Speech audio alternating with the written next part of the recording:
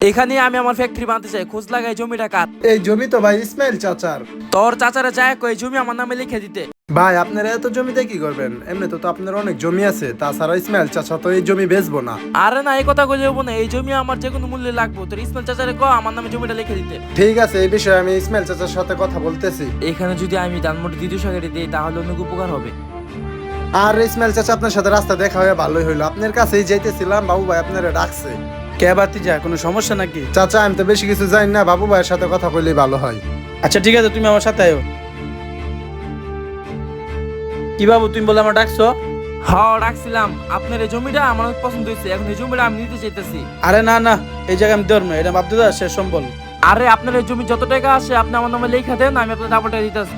আরে একবার কইছি না, এই জায়গায় আমি দিতে পারবো না, এটা বাপদাদা শেষ সম্বল। আর চাচা আপনার জমিটা ভাইয়ের নামে লেখা দেন, ভাই আপনার কোনো দিক দিয়ে ঠকাইবো না। আরে না না, তোমার একবার কইছি না, এই জায়গায় আমি দিতে পারবো না। আরে ভাই চাচা তো মাঝে মাঝে ইস্পাল হইতে যা। আরে চাচা আপনার কি লাগবে সমস্যা নেই, আমি বুঝতে পারছি। আপনি আমরা আগে বলবেন না, এই তোমরা এখানে আসো তো। কাকা এই তোরা লয়ে যান আর জায়গাটা আমার দিয়ে দেন। আরে আমার বাপদাদার সম্পত্তি কি হয়েছে? আপনি যেই জিনিস দিচ্ছেন। আরে ভাই দেখছেন চাচা পুরো হিরো লেভেল ক্যারেক্টার। হ্যাঁ তুই ঠিকই কইছো।